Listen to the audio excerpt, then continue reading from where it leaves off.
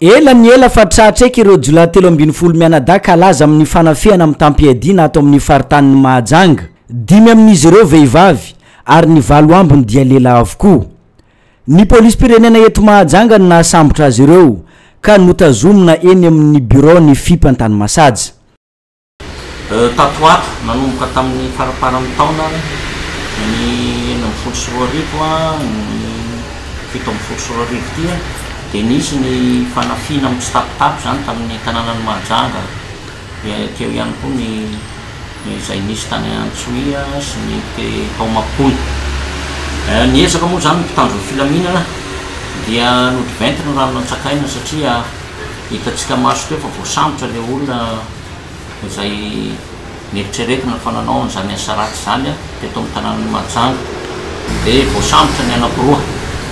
Ireo voasambotra ny anakiroa dia nitohy nakaty Mahajanga ny fanadihadiana satria voalaza fa ty Mahajanga daholo ny tompon'antoka amin'ny nanao ny alina sy ny vidy mialaza. 14 ny tena isan'ireo jolay ireo fa ny iray mbola nalaina ny Antananarivo hoentina ty Mahajanga. Lehilahy izy io hoy ny talen'ny polisy pirenena.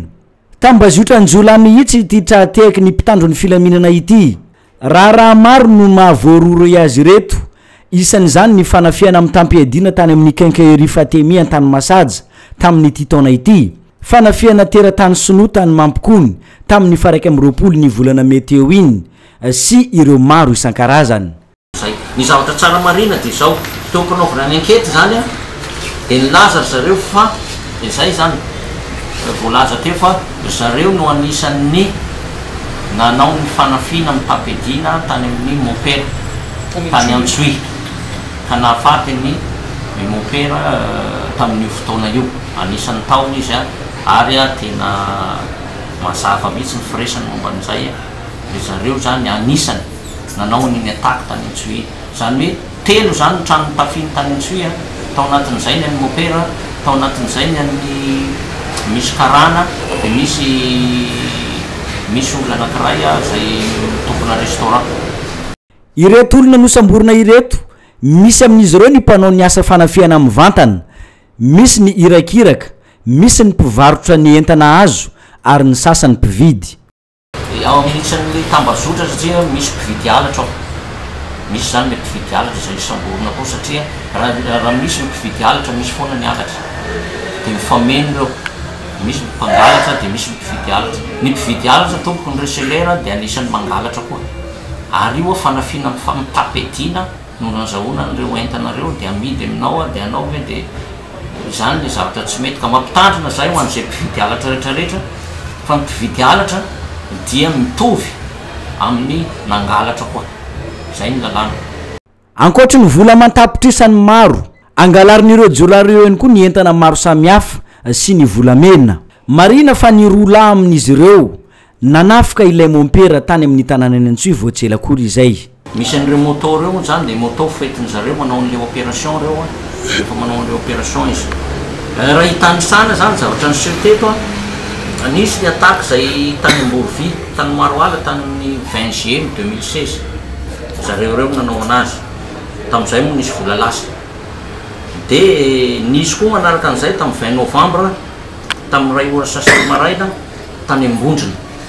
Reo ihany koa nanao anazy. Dia ny manaraka an'izay ilay tany Ambondrona moa zany be dia be ny zavatra niseho tao satria tanàna trano telo no tetesiny zareo ilay tany Ambondrona. Trano telo zany. Dia rehefa avy eo moa zany nisy tifitra mihitsy tamin'izay. Dia nitsoka moa zareo tamin'io dia natao ny fanadihadiana dia izy ireo tratra reo. Ny 10 mars 2017 teo tany amin'ny Sotema tamin'ny 2 maraina teo nisy olona nitafiny zareo koa italiana dia anisan'io koa zany zareo nanao an'ireo acte reo.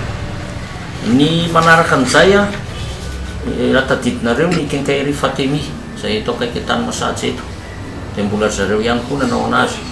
Nisy koa tany Betamanga le tany Paris mahitsy vao vetivety angamba tamin'ny 12 mai izy iny Paris mahitsy tanàna telo trano telo nitafiny zareo. Izy zareo reo koa ny tompon'antoka tamin'iny. Nambarany tale iraisam-paritry ny polisy pirenena fa atolotra any amin'ny gendarmerie pirenena ireo voaroroy tamin'ny raharaha famonona mompera tany amin'ny distrika ny Antsoy sy ny fanafiana tokatrano 3 tany ampare mahitsy fa ny gendarmerie-pirenena no miandraikitra ny momba ny ireny raharaha ireny. Ireo sasany ireto kosa atolotra avy hatrany any amin'ny fampanoavana.